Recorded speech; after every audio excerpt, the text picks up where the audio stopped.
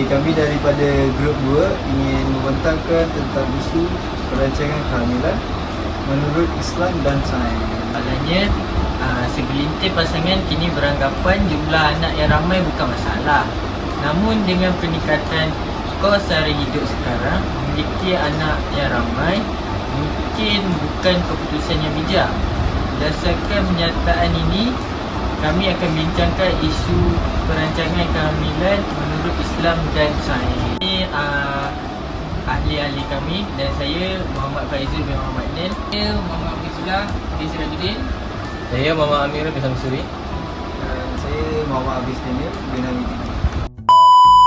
Okey, pengenalan perancangan kehamilan adalah isu penting yang melibatkan aspek agama dan sains. Dalam Islam, perancangan keluarga dibenarkan dengan syarat ia tidak bertentangan dengan prinsip-prinsip syariah. Islam menggalakkan umatnya untuk mempunyai anak tetapi juga menekankan kepentingan menjaga kesihatan ibu dan kesejahteraan keluarga. Dalam sudut Islam, perancangan kehamilan bukanlah satu larangan mutlak tetapi ada syarat-syarat tertentu yang mesti dipatuhi. Islam menekankan keseimbangan antara memenuhi tanggungjawab keluarga dengan menjaga kesihatan dan kesejahteraan pasangan serta anak-anak. Islam juga mengiktiraf pentingnya merancang kehamilan demi kesejahteraan keluarga selagi ia dilakukan dengan niat yang baik dan tidak melanggar prinsip-prinsip agama.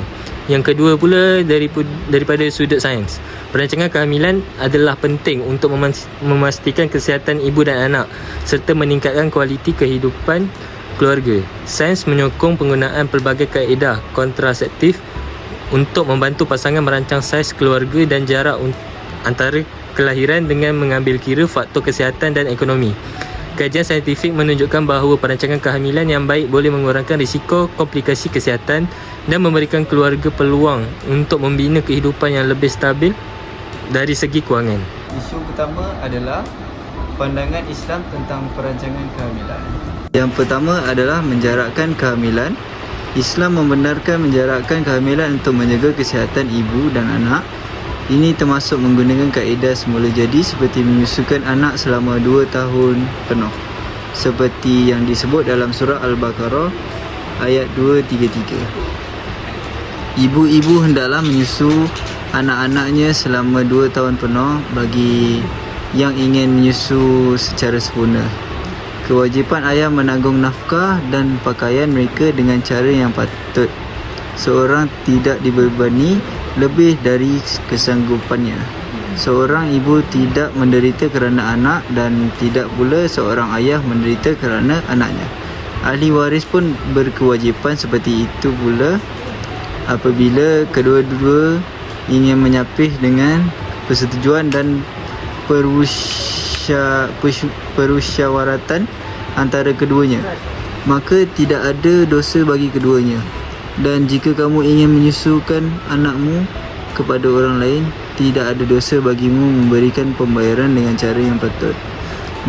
Bertakwalah kepada Allah dan ketahui bahawa Allah Maha melihat apa yang kamu kerjakan.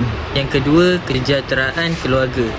Islam menekankan bahawa setiap anak adalah rezeki dari Allah dan tidak sepatutnya ditolak kerana takut kemiskinan. Firman Allah dalam surah Al-An'am ayat 151 mengingatkan agar tidak membunuh anak-anak kerana takut miskin, kerana Allah yang memberi rezeki kepada mereka.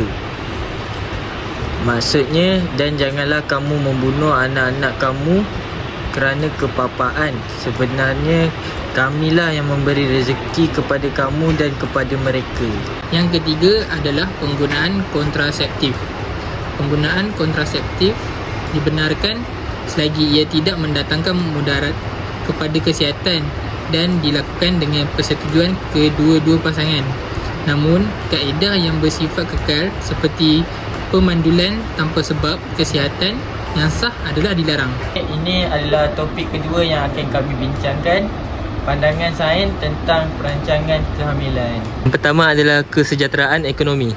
Kajian saintifik menunjukkan bahawa keluarga yang merancang kehamilan mereka dengan baik biasanya lebih mampu menangani kos sara hidup, memberikan pendidikan yang lebih baik kepada anak-anak serta mengurangkan tekanan psikologi dalam keluarga. Dengan kos kehidupan yang meningkat, perancangan kehamilan dapat membantu keluarga menguruskan kewangan mereka dengan lebih baik dan menyediakan persekitaran yang lebih stabil untuk anak-anak. Dengan peningkatan kos sara hidup juga, merancang bilangan anak dapat membantu keluarga menguruskan sumber kewangan dengan lebih baik, memastikan setiap anak mendapat penjagaan dan pendidikan yang mencukupi. Tajuk nombor 2, kaedah kontraseptif yang selamat dan efektif. Terdapat berbagai kaedah kontraseptif yang disokong oleh kajian saintifik, termasuk pil perancang, kondom, alat intrauterin IUD dan kaedah suntik hormon. Setiap kaedah ini mempunyai kadar berkesanan yang berbeza dan pasangan dinasihatkan untuk berunding dengan doktor bagi memilih kaedah yang sesuai berdasarkan kesihatan dan keperluan mereka. Yang ketiga, kesihatan ibu dan anak. Sains menunjukkan bahawa kehamilan yang dirancang dengan baik boleh meningkatkan kesihatan ibu dan anak. Jarak yang wajar antara kelahiran anak boleh memberi ibu masa untuk pulih sepenuhnya daripada kehamilan sebelumnya dan mengurangkan risiko kesihatan seperti anemia, kelahiran pramatang dan kematian ibu. So, topik yang ketiga adalah hubungan antara Islam dan sains dalam isu perancangan kehamilan. Dalam konteks perancangan kehamilan, Islam dan sains tidak bertentangan tetapi saling melengkapi. Islam menggariskan panduan etika dan moral, sementara sains menawarkan alat dan kaedah untuk melaksanakan perancangan ini dengan berkesan dan selamat. Islam menekankan tanggungjawab terhadap keluarga dan masyarakat, dan sains menyokong usaha tersebut dengan memastikan kesejahteraan, kesihatan dan ekonomi keluarga. Kedua-dua Islam dan sains bersetuju bahawa perancangan kehamilan adalah suatu langkah bijak apabila dilakukan dengan pertimbangan yang matang. Islam membenarkan perancangan keluarga selagi ia tidak bertentangan dengan prinsip agama, manakala sains menyarankan penggunaan kaedah perubatan yang selamat dan efektif untuk membantu keluarga mencapai kesejahteraan yang lebih baik. Kesimpulannya, dalam Islam, perancangan kehamilan membantu membina keluarga sejahtera. Niat baik seperti menjaga kesihatan ibu dan anak serta pendidikan anak-anak adalah penting. Ulama berbeza pendapat mengenai perancangan kehamilan. Dari perspektif sains pula, perancangan kehamilan meningkatkan kesihatan reproduktif ibu dan anak. Metode kontrasepsi seperti pil, kondom dan IUD terbukti berkesan dan selamat. Perancangan kehamilan juga meningkatkan kesejahteraan sosial dan ekonomi keluarga.